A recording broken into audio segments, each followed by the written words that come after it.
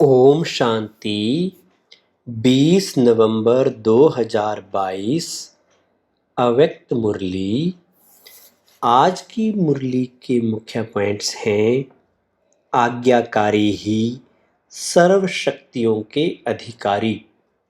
आज सर्व शक्तियों के दाता बाप दादा अपने शक्ति सेना को देख रहे हैं।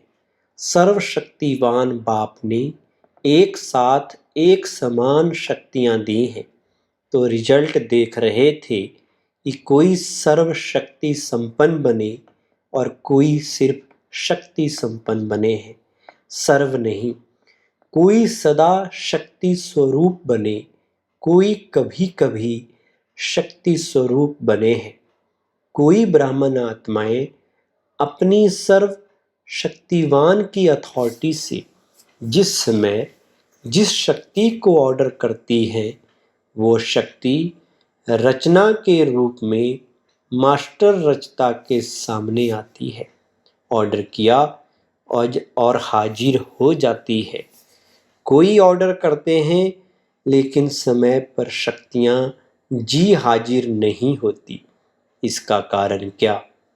कारण है जो बच्चे हजूर अर्थात बाप के हर कदम की श्रीमत पर हर समय जी हाजिर व हर आज्ञा में जी हाजिर प्रैक्टिकल में करते हैं, तो जी हाजिर करने वाले के आगे हर शक्ति भी जी हाजिर व जी मास्टर हजूर करती है।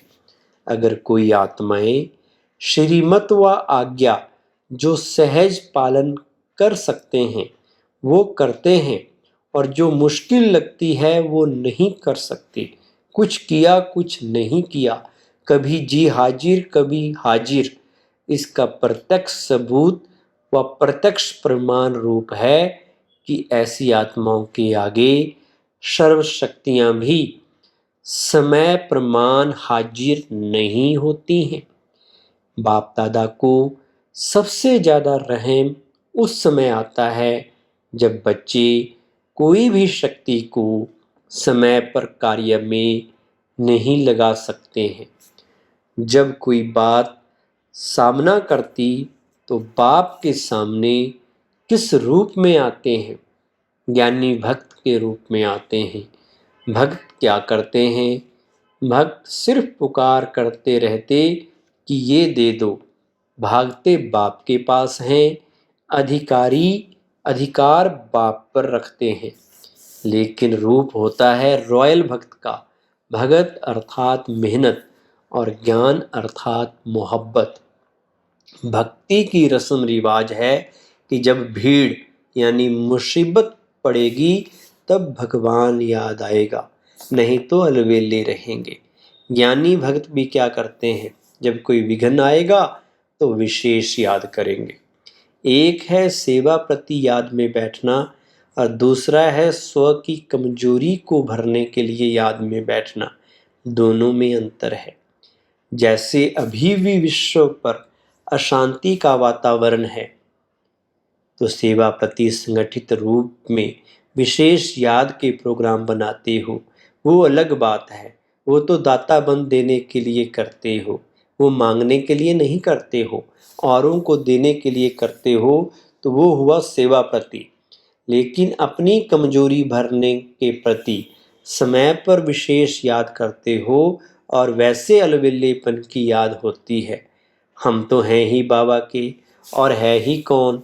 लेकिन यथार्थ शक्तिशाली याद का प्रत्यक्ष प्रमाण समय प्रमाण शक्ति हाजिर हो जाए। यथार्थ याद अर्थात सर्वशक्ति संपन्न सदा शक्तिशाली शस्त्र हो। परिस्थिति रूपी दुश्मन आया और शस्त्र काम में नहीं आए तो इसको क्या कहा जाएगा? हर कर्म में याद अर्थात सफलता हो, इसको कहा जाता है कर्म योगी। सिर्फ बैठने के टाइम ही योगी नहीं हो। आपके योग का नाम बैठा बैठा योगी है या कर्म योगी नाम है? कर्म योगी होना, जैसे कर्म के बिना रह नहीं सकते, वैसे हर कर्म योग के बिना नहीं कर सकते। इसको कहा जाता है कर्म योगी। ऐसे नहीं समझो कि बात ही ऐसी थी ना, सरकमस्टांस ही ऐसे थे, समस्या ही ऐसी थी, वायुमंडल ही ऐसा था। यही तो दुश्मन है। और उस समय कहो दुश्मन आ गया इसलिए तलवार चला ना सके, तलवार काम में लगा नहीं सके, या तलवार याद ही नहीं आई, या तलवार ने काम ही नहीं किया, तो ऐसे को क्या कहा जाएगा। समय आपका इंतजार कर रहा है और आप क्या कर रहे हो, आप समय का इंतजार कर रहे हो। मालिक के बालक हो ना, तो समय आपका इंतजार कर रहा है कि हे मेरे मालिक मुझ समय को परिवर्तन करेंगे। वो इंतजार कर रहा है और आपको इंतजाम करना है, इंतजार नहीं करना है। सर्व को संदेश देने का और समय को संपन्न बनाने का इंतजाम करना है।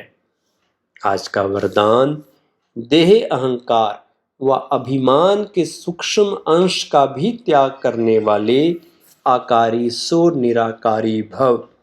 विस्तार, कईयों का मोटे रूप से देह के आकार में लगाव व अभिमान नहीं है, लेकिन देह के संबंध से अपने संस्कार विशेष हैं, बुद्धि विशेष है, गुण विशेष हैं, कलाएं विशेष हैं, कोई शक्ति विशेष है।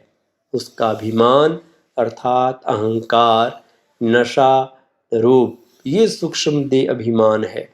तो ये अभिमान कभी भी आकारी फरिश्ता व निराकारी बनने नहीं देगा। इसलिए इसके अंश मात्र का भी त्याग करो तो सहज ही आकारी सो निराकारी बन सकेंगे। स्लोगन, समय पर सहयोगी बनो तो पदम गुना रिटर्न मिल जाएगा। सूचना, आज अंतर्राष्ट्रीय योग दिवस तीसरा रविवार है। सायं 6:30 से 7:30 बजे तक सभी भाई बहनें योग अभ्यास में यही शुभ संकल्प करें कि मुझ आत्मा द्वारा पवित्रता की किरणें निकलकर सारे विश्व को पावन बना रही हैं। मैं मास्टर पतित पावनी आत्मा हूँ। ओम शांति।